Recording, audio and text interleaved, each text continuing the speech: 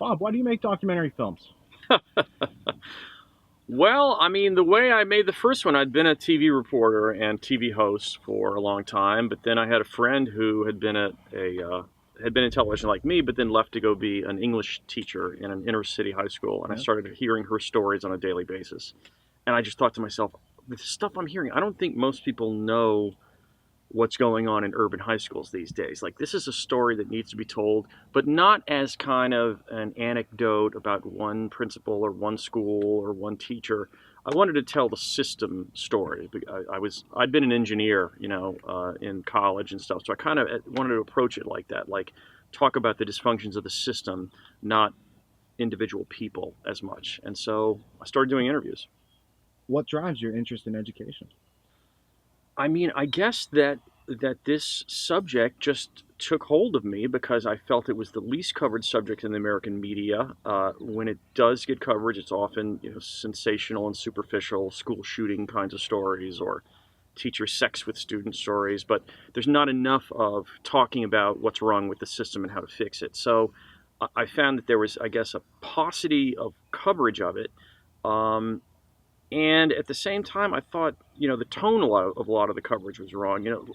Let's face it, the teachers' unions have millions of dollars in every state to not only just advertise generally, they advertise on the very news stations that cover them. They advertise in the newspapers that cover them.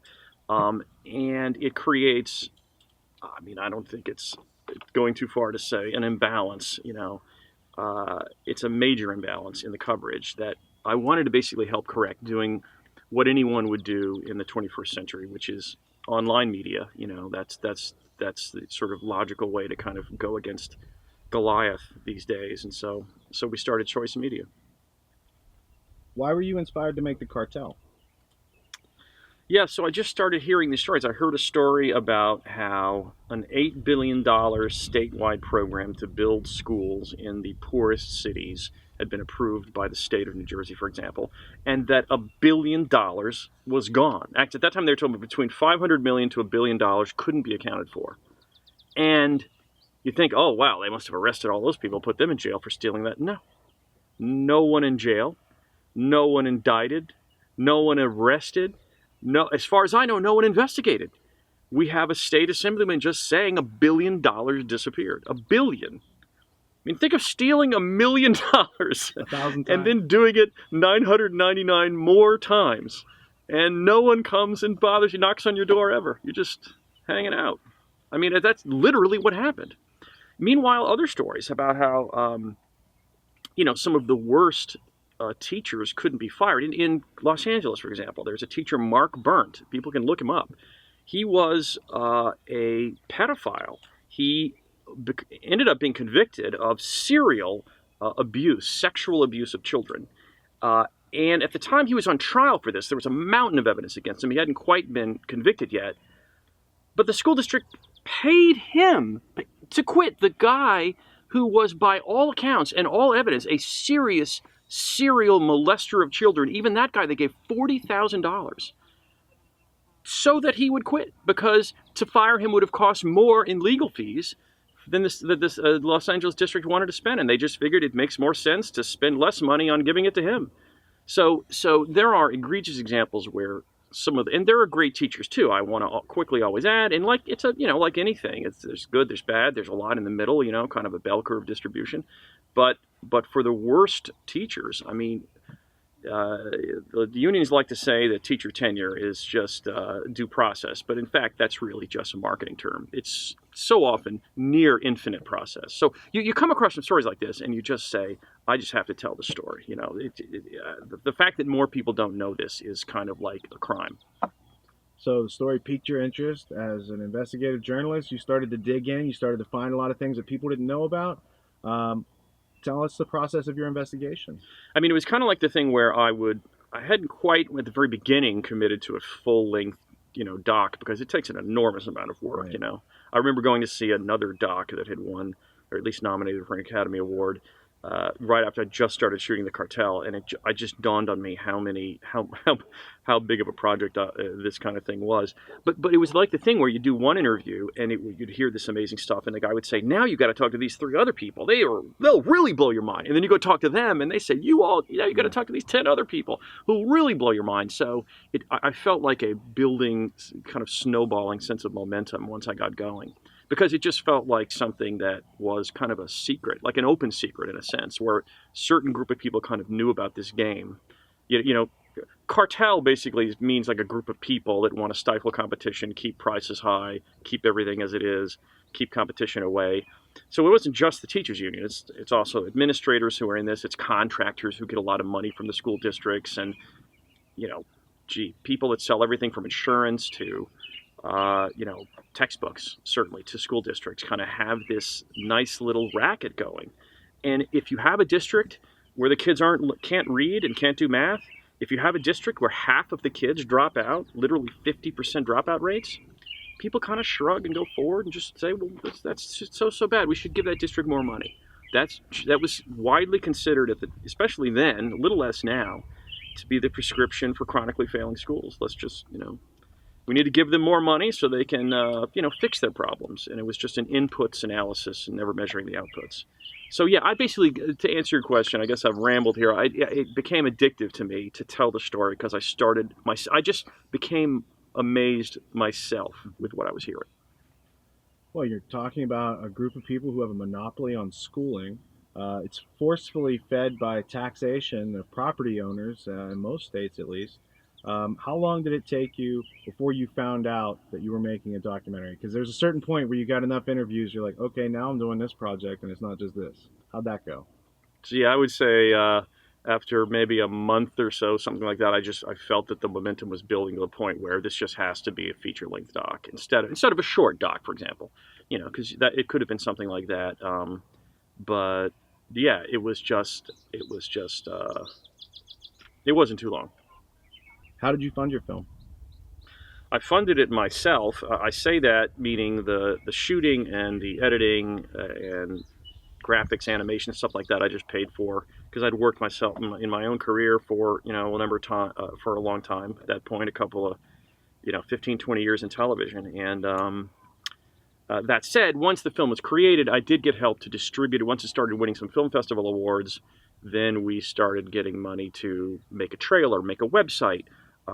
Send it to more places, get some publicists, things like that. So that I got help for that part once it was already made. Did you have any experience in that area prior to that? I mean, I had worked in television for all those years, so that's invaluable when it comes to media creation, at least in my case. But it was my first film. I had no film experience before that, and I had really never shot anything before that as kind of the cameraman. So, kind of learned as I went. I'll tell you one thing I did that I quickly learned a lesson on, which is early on, my either second or third interview, I did kind of an adversarial interview with somebody, but I didn't know enough about the topic yet to really pin them down properly. It dawned on me I would advise someone if they were doing a project like this, do the interviews with people you're friendly with up front as you're getting more knowledge about the issue, and save those tough ones for the end. Mm-hmm. Because it's just that way you can just be stronger. What are some other mistakes you made that we can all learn from and not do?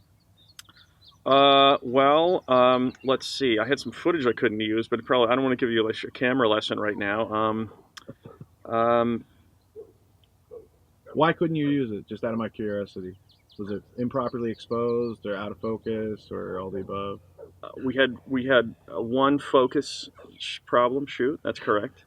And you're laughing. You feel my pain, I gather. No, yeah. I've done it before. Yeah. When I interviewed John Taylor Gatto, it was a 2-day interview over 5 hours, and I'm going through all this stuff, and I go and get the footage, and I realize that in hour 2, my head's at the bottom of the frame, in the wrong corner of the frame. I'm out of focus, and I was like, oh, how am I going to cut this together? Nobody's ever said anything to me about it. No one's ever noticed because right. I just kept cutting back to him. It's not about me, and I tried to do the best. And then I interviewed a professor who was a political prisoner from South Africa, who then left South Africa and became an Oxford scholar, then moved to America, and he's a freedom fighter. And I had this great opportunity to interview him. I borrowed an extra camera from my brother-in-law, I didn't know how to focus it, and so I had one shot that was underexposed, and I had one shot out of focus, and I was like, wow, I really wasted that guy's time. Well, you can fix the exposure problem a lot easier than the Yeah, focus. yeah, Yeah. yeah. The focus is it was focused on his hand because, as you know, if it's on autofocus, it Oh yeah. focuses on the closest thing to you. Right. Let's talk about production value. How important is it to have an impeccable level of production value, and how did your experience in the television industry kind of inform you about that? Well, I'm a lot better now at production value than I was then, but I would say that if you have a really good story, I don't think that and in fact, it's true what a lot of people say about docs is that audio is more important than Hmm. video. So, yeah, generally, invest in some good lav mics and basically, make sure your levels are set well. And uh, I think this is a subject that a lot of filmmakers will. I've heard debate before because there are different, schools of thought on this. Right? There's some guys that really are just visual first, Yeah. and I'm more story and oral first. Yes. And so I think just different. I think that's a healthy debate or something like that. Not that I don't love a beautifully composed shot, and I feel like I do them better and better these days. Yeah. But um, put it this way: the most beautiful shots in the world, if you bore people because the story isn't interesting, you have no chance of anyone Right. caring what you're doing. Right. What value? What's the role of production value in holding the audience's attention in today's media overwhelming world? I mean, I think things like moving. I have a term I think of which that I call idea flow, which is the rate at which you present a new idea to a viewer.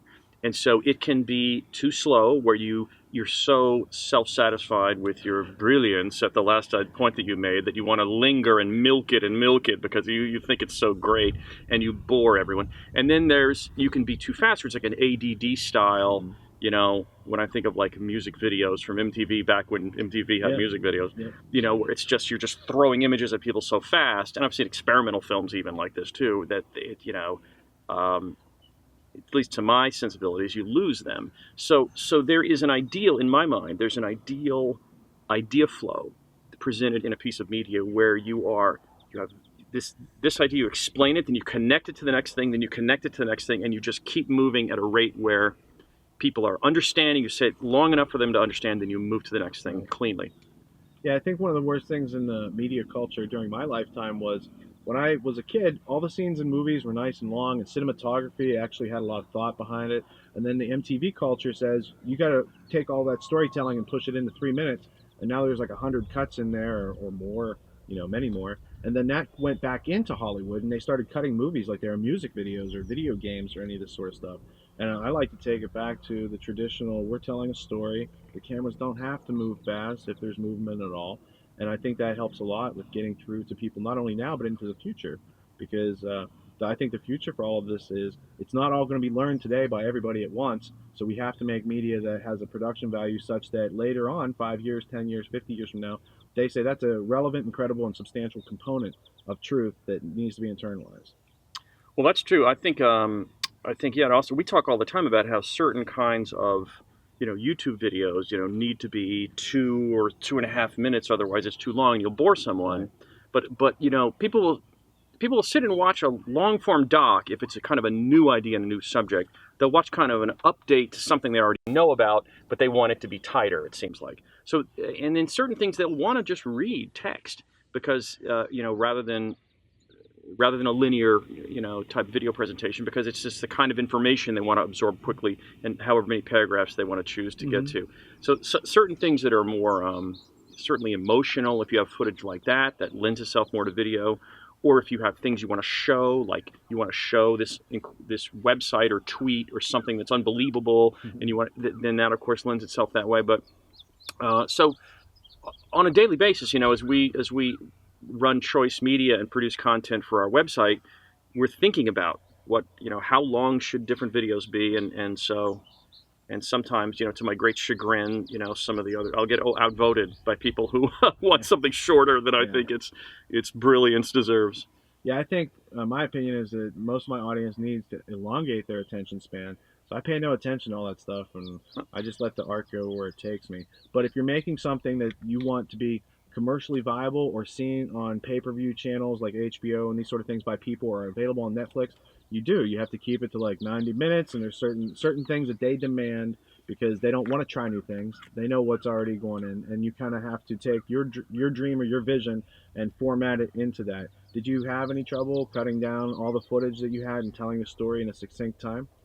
Sure. I mean, we had scenes that we lost that I thought that just because they didn't cut well. We had a scene at a school board where the teachers union guy came and basically made, these I think, absurd, threatening comments to the school board, and then dramatically turned around and walked out, and all the teachers all stood up. They'd all come just for that one meeting, of course. Then most of them don't live in the town, right? But they all stood up and dramatically walked out, and it was just this scene of kabuki theater, and that I thought it was almost.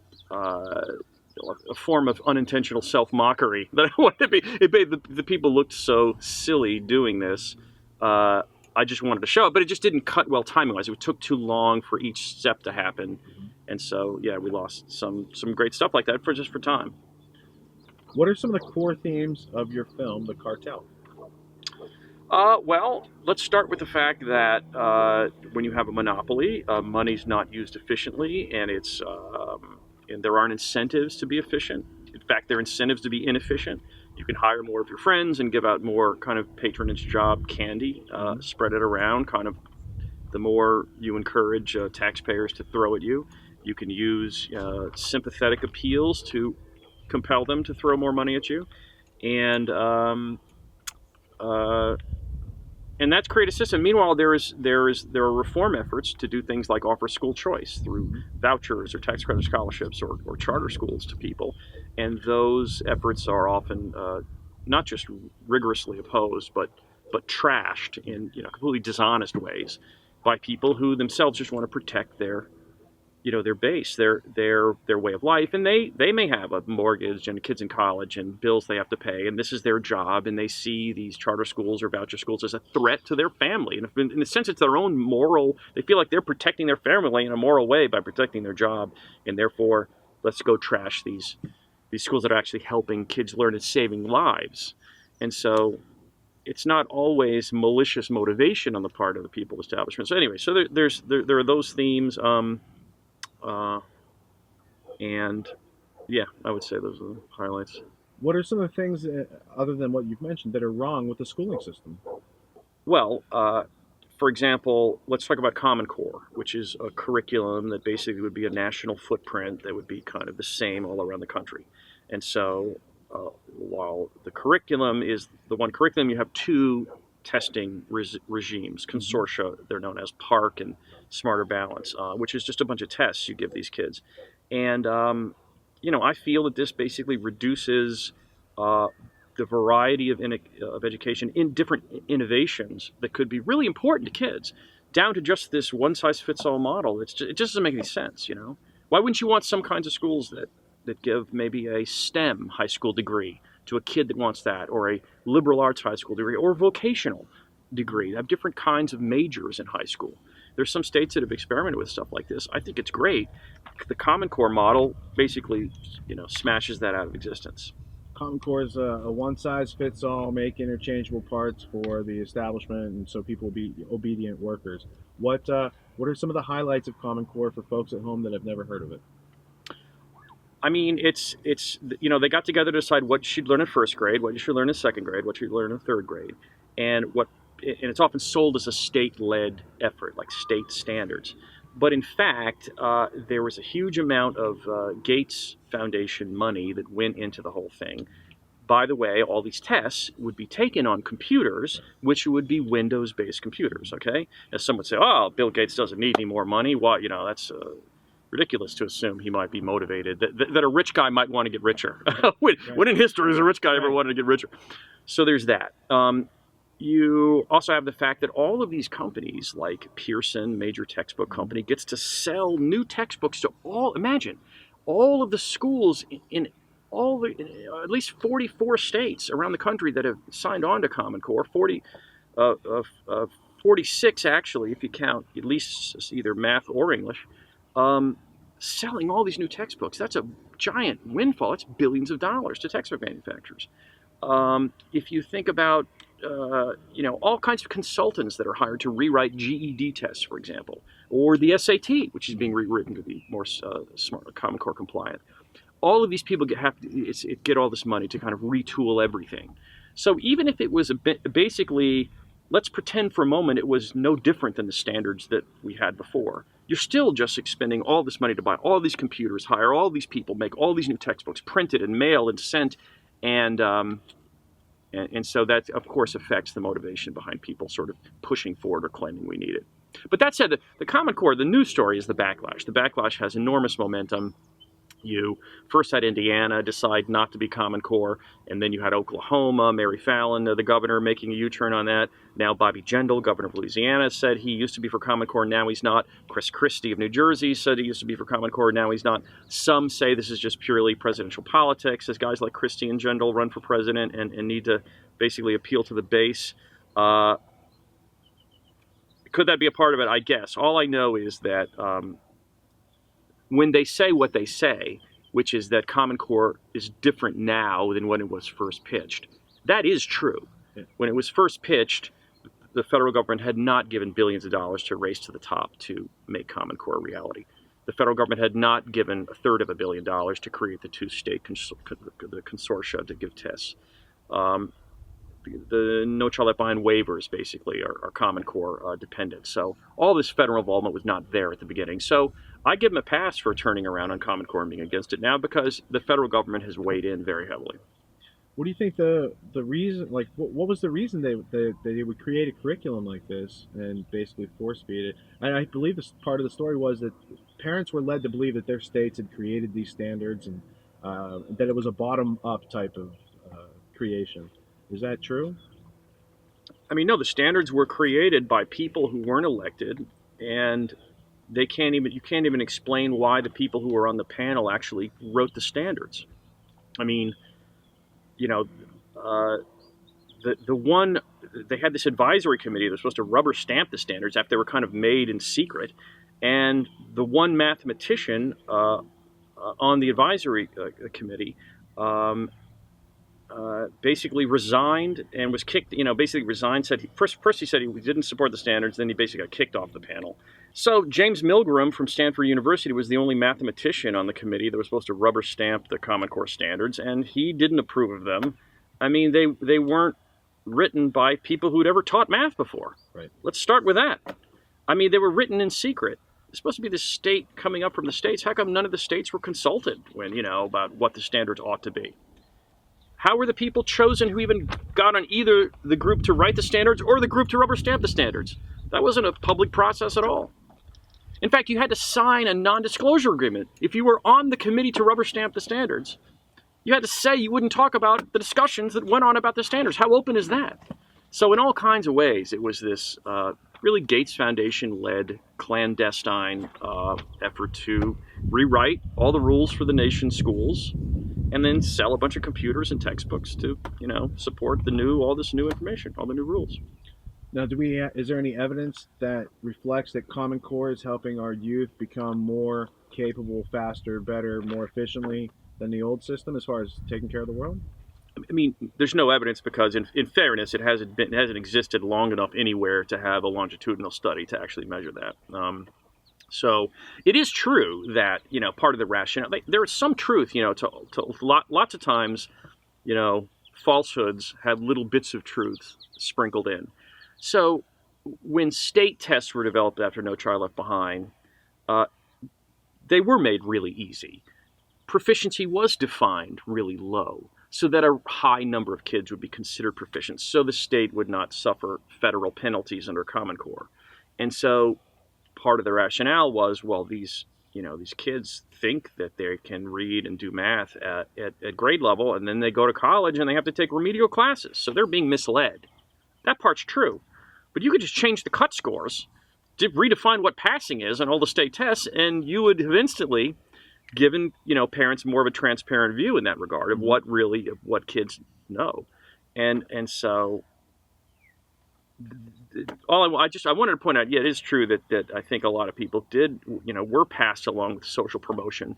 Just they're a year older, you send them to the next grade, give them an A. They think they know high school material, and they don't. That really was true. And that's deceptive. That costs people years of their lives, and definitely affects their plans for the future. Are you familiar with one of the guys that was, commonly given the moniker of having invented Common Core? His name was Daniel. I don't remember his last name. Do you know what I'm talking about? I do. When I visited John Taylor Gatto, he said the guy who created Common Core is a Skull and Bones guy. And I said, well, what's his name? And I wrote it down. I went home, looked it up, and I was like, he created the SATs, a whole bunch of stuff. No, I know. Yeah. And if I had his name, I could riff on him too. Because that guy, I don't want to say that guy, but yeah, he. I'll just say he. Yeah, there you go. He had never been a teacher. He'd never even been a teacher. He was the key guy writing the English standards for Common Core. And I guess he volunteered to help kids in a reading program while he was young, but he majored in philosophy. And then essentially went straight to work in a consultancy, became a consultant, and then started a firm that crunched numbers to analyze state education data. And that was a 501c 501c3 nonprofit. It was funded by the Gates Foundation.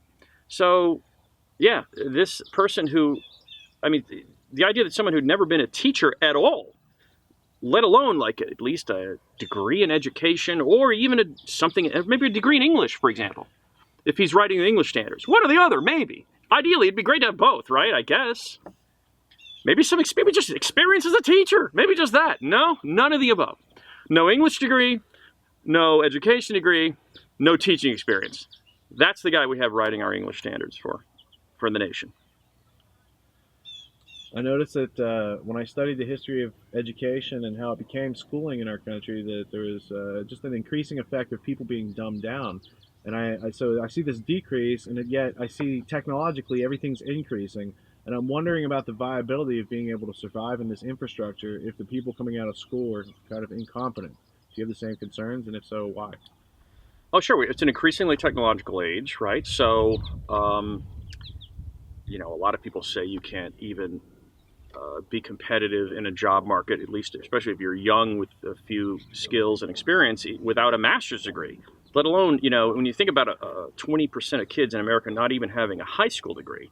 So 1 out of every 5 kids, not even a high school degree. You've got to wonder what kinds of jobs are these people going to have in 2020 and 2025 and 2030 when it's going to be easier and easier to find someone in India or China or Pakistan to write your code for you or do your accounting for you, or they'll become a legal expert in American law because they're brilliant and they happen to live overseas, but technology is such that they're virtually available to you. What I think will happen is that you'll have just much more. In some ways, it's a libertarian utopia where the international borders will just be gone because of the ease with which you can hire someone overseas to do all kinds of jobs.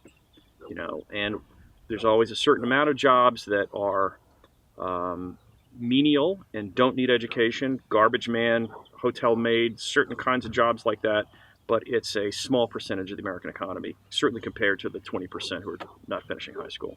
So I think it's absolutely a big problem for the country. I assume to make a documentary film of the quality that you made, that you had to read some books. Were there any authors in particular that you found useful in your research? You should know that. So for the past 5 years, that's been since the film has been released. I basically now do something different. I run Choice Media, which is a daily newswire about education reform and all around the country. So, the answer is no. I don't.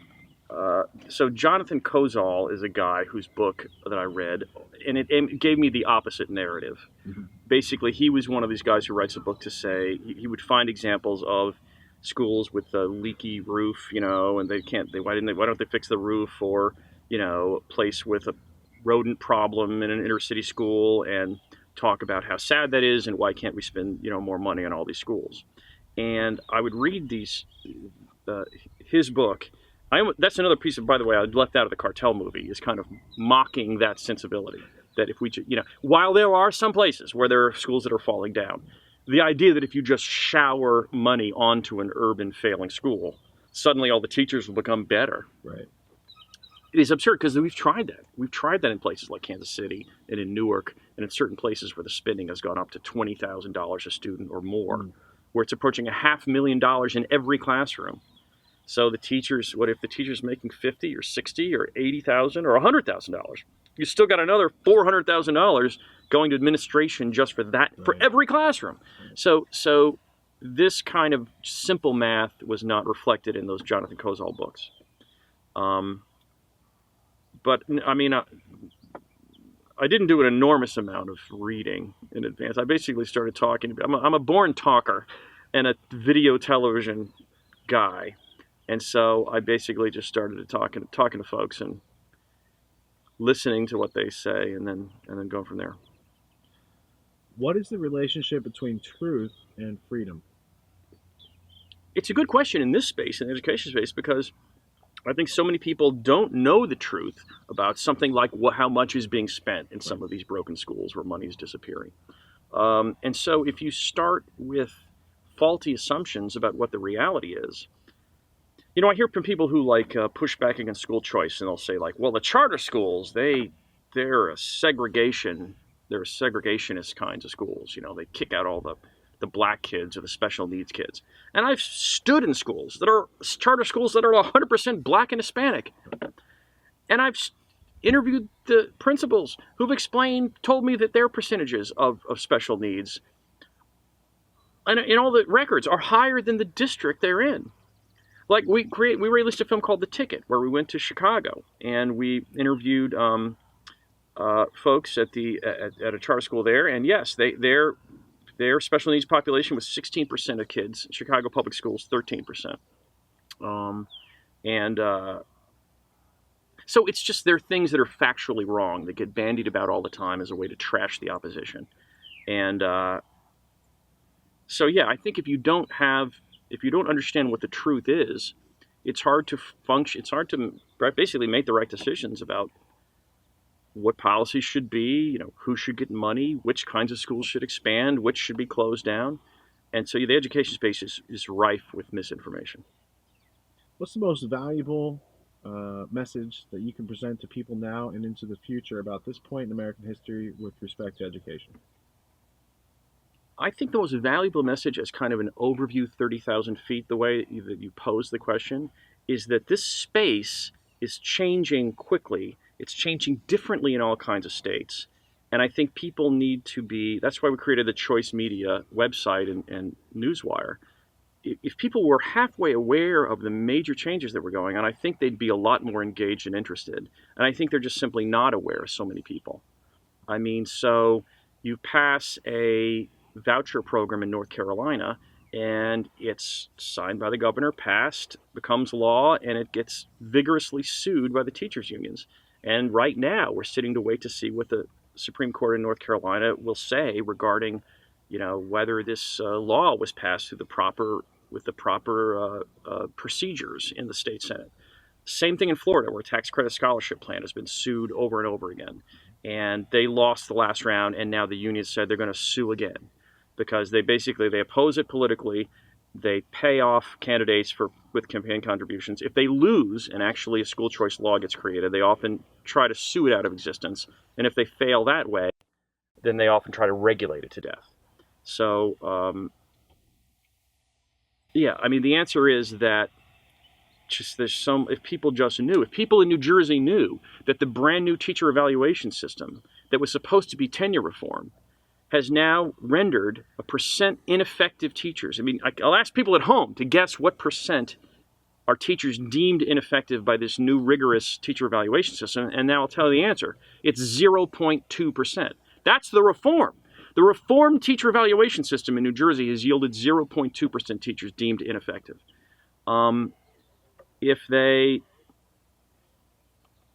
I have a couple of other notes here too. There's the news flow is I think not only significant, but it's some of it's shocking. In New York State, they created a test for new teachers to see if they were qualified to teach liberal arts. They gave this test and they found that a different percentage of teachers passed the test based on whether the teacher was a minority or a white person. So essentially, they said, okay, you got to rewrite the test. They rewrote the test, gave it again. Now the latest numbers are that 54% of minority teachers passed this test and about 75% of the white teachers passed this test. The judge has now ruled that the second test is also racist, essentially, even though no one alleges there's any question on the test that has anything to do with race. There's not one question that's called, well, this is the racist question. Simply a different passing rate on the part of black and white teachers has allowed these judges to say, who have no background in education, by the way, that the test is racist and must be thrown out. You have a place like Douglas County, Colorado, where in one school district they decided to have a voucher plan where if kids wanted to opt out of those schools, even though it's a upscale suburban kind of upper middle class district, nevertheless, they said, if you still believe that you want to opt out of the public schools, we're going to give you money for private school if you want to do this. Well, what's happening right now is the state of Colorado is coming down on this district for miscounting the number of students that are in its schools because they claim it's getting more state money than it should be getting. The district says this is complete nonsense, and in my opinion, it could be very likely the case the state's giving super scrutiny to this district who had the temerity to pass its own voucher program. How can people support your current endeavors?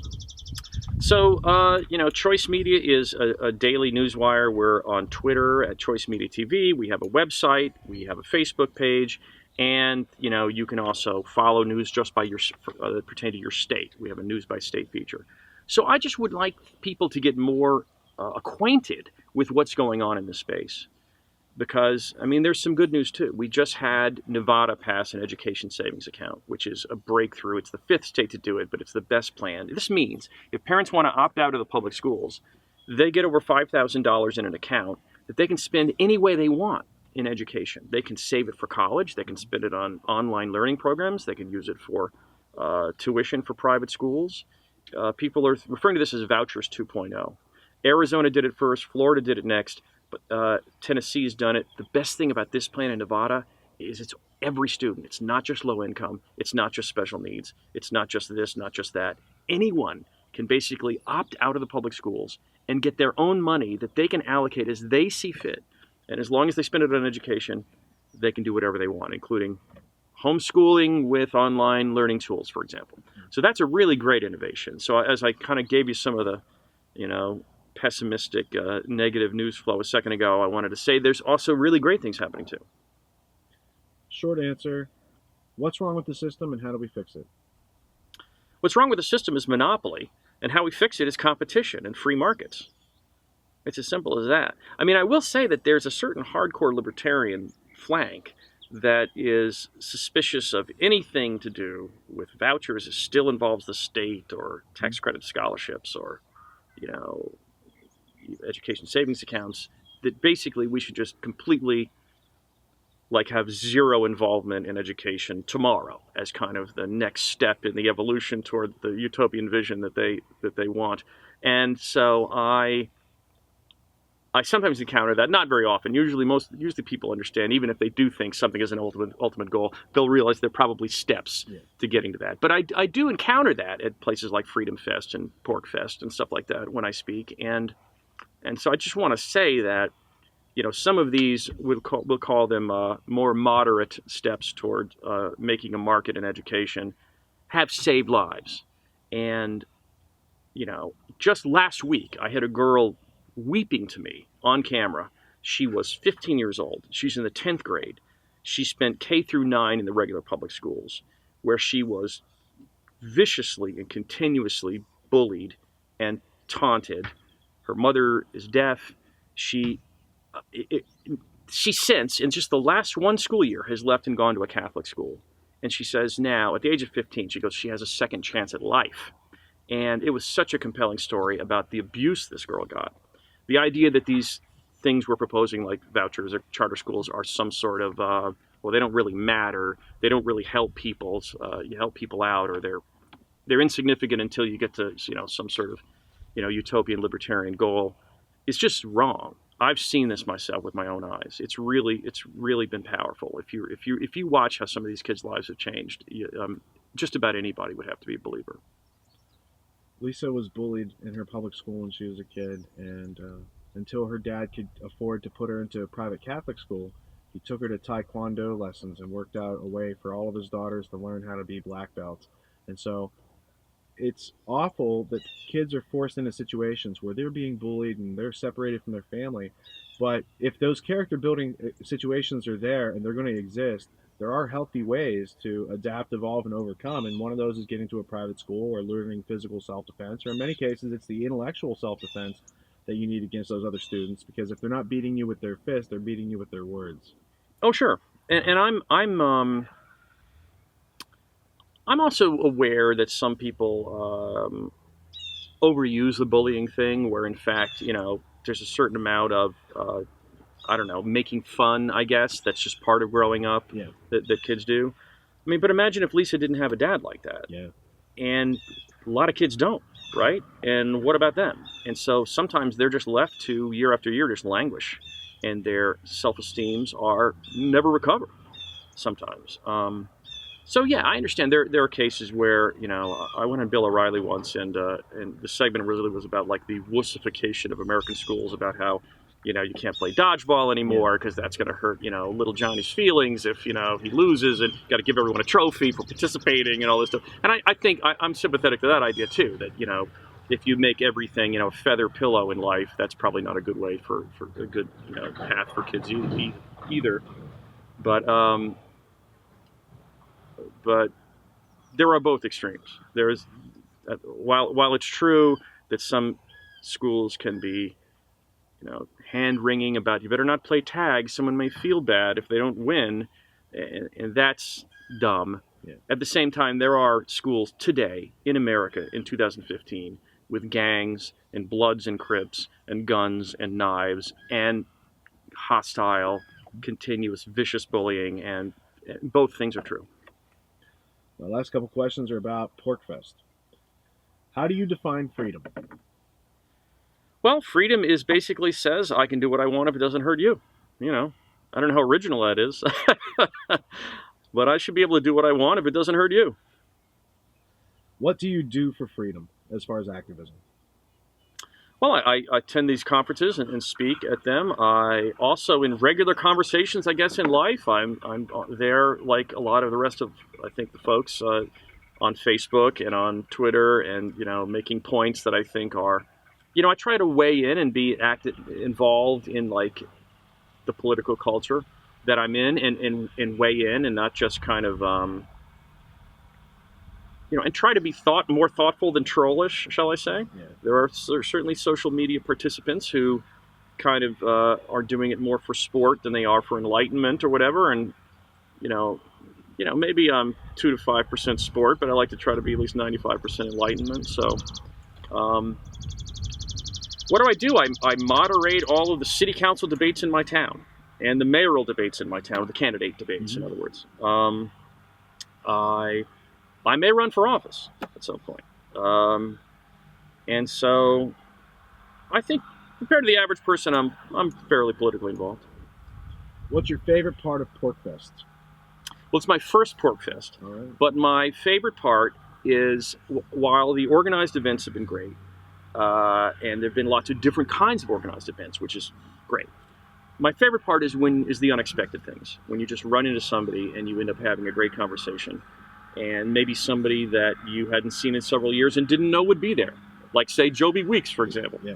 And you randomly run into someone like that and have a great conversation, and or someone new, who's also someone you just ran into, and you make a great connection, and that's my favorite part.